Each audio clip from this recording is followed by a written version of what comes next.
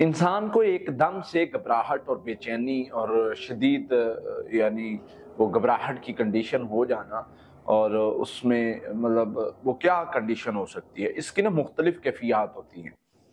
बाज़ लोग इसको पैनिक अटैक कहते हैं, जिसमें इंसान अचानक घबरा जाता है, हार्ट बीट तेज़ हो जाती है, हाथ पांव फूल जाते हैं, सांस मुश्किल होना शुरू हो जाता है, सांस फूल जाता है।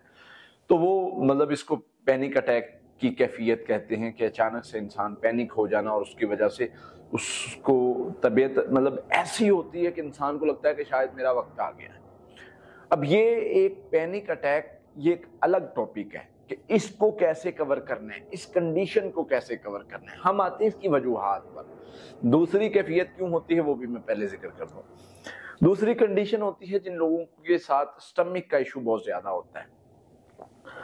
अगर हम इसको डीपली देखें तो ये दोनों कैफियत मिलती जुलती इस एतबार से हैं क्योंकि ये दोनों का ताल्लुक दिमाग के साथ है।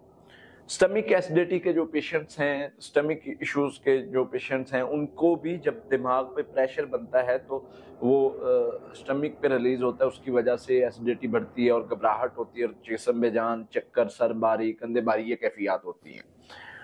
अब हम आते हैं इसका सोल्यूशन क्या निकालना है। इसमें हमने ना अपने दिमाग को स्ट्रॉन्ग करना है, यानी अपने आप को मेंटली लिहाज से स्ट्रॉन्ग करना है।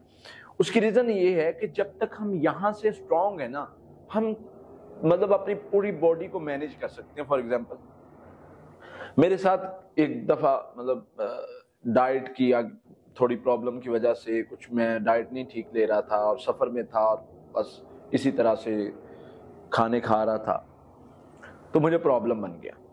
अब मुझे प्रॉब्लम बना और वो प्रॉब्लम, अब मैं बिस्तर पे लेट रहा हूँ और मुझे फील हो रहा है कि मुझे चक्कर आ रहे हैं, मेरी बेड घूम रहा है और मैं लेट रहा हूँ तो मुझे सांस का प्रॉब्लम हो रहा है। अब मुझे तो पता था, मैं तो मेडिकली पॉइंट ऑफ व्यू से उसको देख रहा था कि मैंने स्पाइसी खाने खाए हैं 3-4 दिन से और आज भी मैंने स्पाइसी खाना खाया और खाने के बाद ना वॉक की है और मैं कुछ देर बाद लेट गया हूँ, तो ये कैफियत तो होनी मुझे पता है। अब मैं सोच रहा था कि यार ये कंडीशन अगर किसी पेशेंट के साथ होगी तो वो तो कहेगा ना कि डेफिनेटली ये तो जादू का मसला है या जिन का मसला है कि मैं लेटता हूँ तो मुझे चक्कर आने शुरू हो जाते हैं और मतलब मेरा बेड घूमना शुरू हो जाता है और ऐसे फील हो जैसे बेड हिल रहा है। अब मुझे पता था कि असल में ये मेरा वो जो डाइट प्लान जो है वो ख़राब हुआ है और उसकी वजह से मेरे स्टमक का इशू बना हुआ है, जिसकी वजह से वो दिमाग में यानी वो गैसेस और मुख्तलिफ चीज़ों की वजह से, प्रेशर की वजह से ऐसी कंडीशन बन रही है।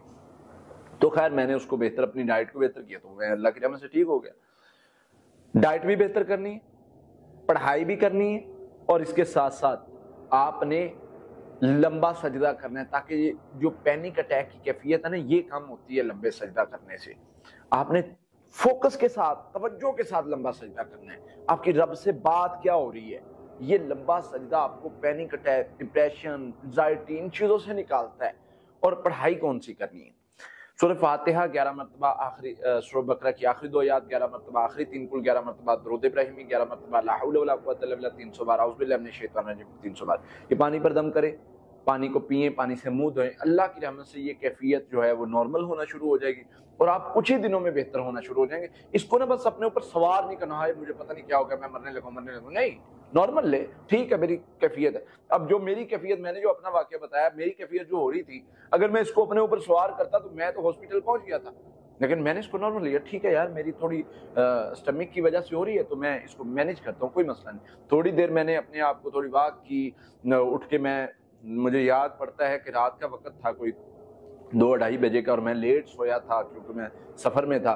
तो उठ के मैंने वुज़ू किया, 2 रकतें पढ़ी हैं और दुआ की है और उसके बाद थोड़ी सी वॉक किया, ज़िक्र अज़कार के, फिर मैं लेट के फिर मैं ठीक हो गया। तो इस तरह मुख्तलिफ कैफियत हो सकती हैं, तो इसलिए इसको अपने ऊपर सवार नहीं करना, नॉर्मल लेना। इंशाअल्लाह अल्लाह की रहमत से, अल्लाह की फज़ल से आप ये करने से बेहतर हो जाएंगे।